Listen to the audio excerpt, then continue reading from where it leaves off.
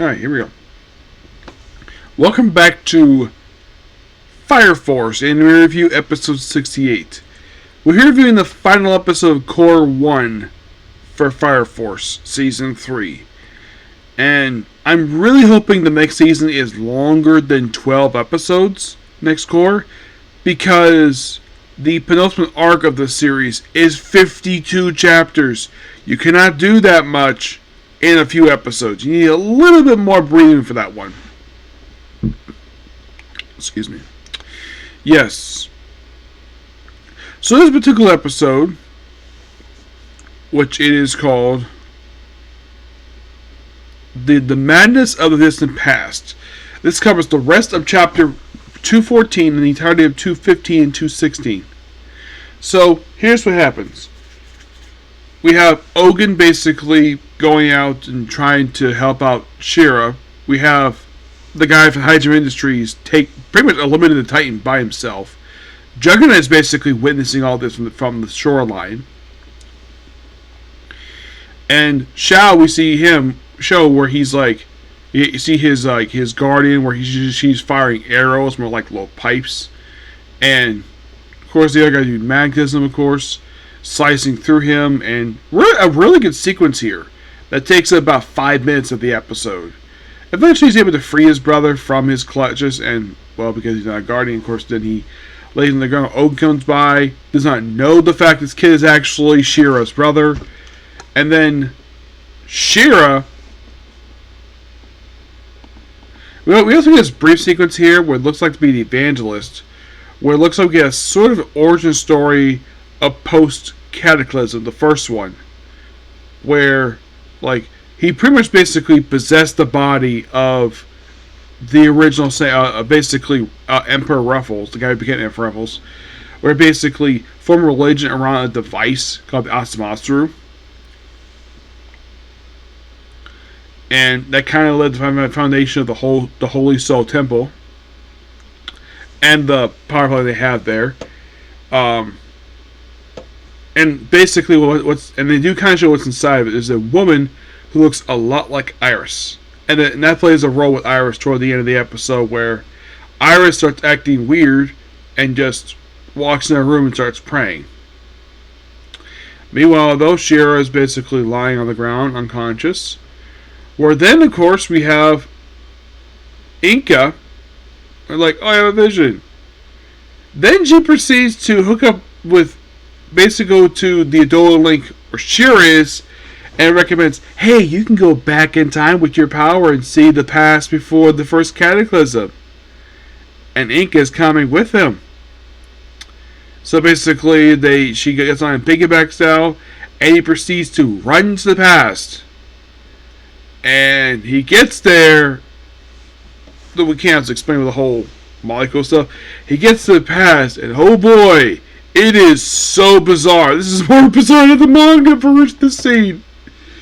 Oh my gosh. It goes black and white and turns like a semi-picturesque, almost like the manga. Like, they pretty much, like, day production basically just spot on, just recreated this sequence because they probably didn't know how the heck they're going to do this.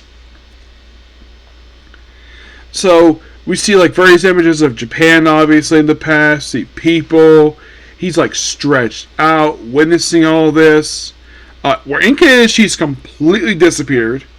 Don't know where she is. And no, they didn't cut her out of the scene here. She's actually not here in the manga. She's just seen here in the manga, but presumably she's witnessing this. Then Shira gets whisked back to present. He wakes up on a bed where he's strapped in the bed. His hair is blonde. And he looks at the TV that's next to his bed. And apparently 3 months have passed by. And 4 more pillars have popped up since the destruction of since the Titan with pillars from black. End of the episode. He's wondering what the heck is going on. Well, we won't find out for 6 months. I know what's going on. But I'm not going to spoil. Yes, I did spoil it when I did a review of the chapters for it a couple years ago, but I'm not going to spoil right now. But with that, we're done with Cour 1 of Fire Force. And Also, with this done, Fridays only has one anime. I thought Dawn would join Friday, but nope, Dawn would join Thursday. Yeah, I thought that was kind of weird. They decided to release a day early, but okay. So if you're really curious though, over the course of this whole Cour, over the course of 12 episodes, it covered a few story arcs. It basically covered Obi's rescue, of course, which that took up 1, 2, 3, 4, 5, 6. That took up 7 episodes. The first 7. And then Return to St. Raffles, that took up, well, mostly put episode and a half. Because they started 55, which also when they wrapped up Obi's rescue, and then wrapped up that next episode, and started up Arthur's adventure, which started the same episode Return to St. Raffles wrapped up, and wrapped up in 57, which is also when they started the Stone Pillars arc. Which, this arc started with episode 57, which is the same, like I said, same episode that they started. They finished up Arthur's adventure, and without any attachment with it, basically by itself, without another arc attached to it, we've had 3 more episodes, and we're just about done with this arc. There's like 3 more left to go, and I'm presuming that next episode, which probably be the first episode of the very next Cour, will wrap this one up, no problem. And then will come Obstacles and Showdown, which is 10 chapters. And given the fact if we have 3 chapters an episode, this will take up probably 3.25 episodes, I'd say. Then you have Keysby History, which is 4 chapters. This one probably will be finished the same episode they finished at Oscusa Showdown, and probably finish the very next episode. Final Pillar. This is 6 chapters. This one will probably start the same one they finish up Kat's history like they did with the previous season. Yeah. Probably do the last two in that episode, and then they'll start with the first 2 in here. Depends what they do there. This would take up about, since the fact this is only 6 chapters, I'd say 2 at most. Battle of Asamatsu, this is 10 chapters. This one will probably take up also about 3.25 episodes. Okay, Cataclysm. This is gonna be a big break over this one when it comes to this anime, because this arc is 52 chapters. You can't do it in 12 for the next season. Oh no, you either gotta get 2 options with this particular arc. Either Day of Production has got to do a 3rd Cour to adapt this whole thing,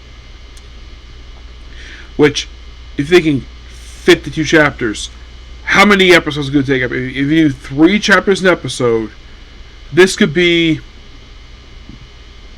let's see, 12 is like 36.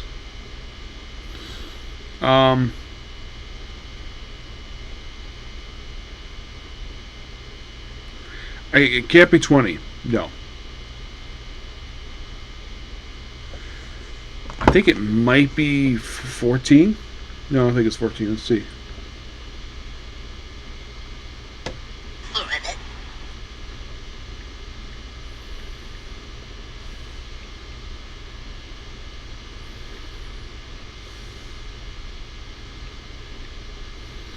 So he's going to take up probably about 17 episodes. 16, 17 episodes to cover this arc. Yes, the epilogue got to take up probably like 1 episode for that one because it's only 2 chapters. But this all depends upon what Day of Production wants to do. My hope is they don't rush this arc. This arc is long, really long. Yeah, Great Cataclysm is the longest arc of the whole series at 52 chapters. Yes. Published over the course of an entire year. First chapter is released. They don't have a title for this one. But, yeah. So 1 full year. 52. Yep. But, in the case of Cour 1 for the season, it was really good. I thoroughly enjoyed it.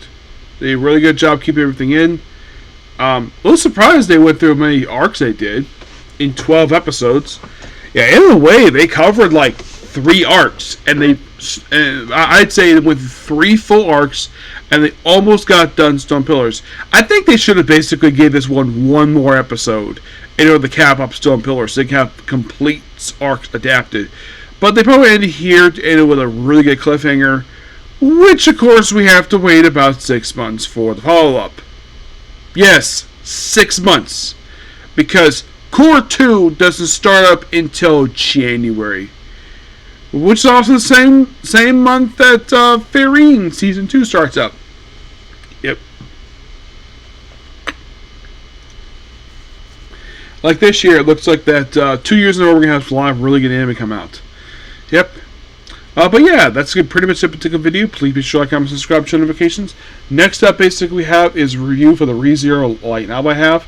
And then it's back to watching Mobile Cop G-Bond. Okay, thanks, you. Bye.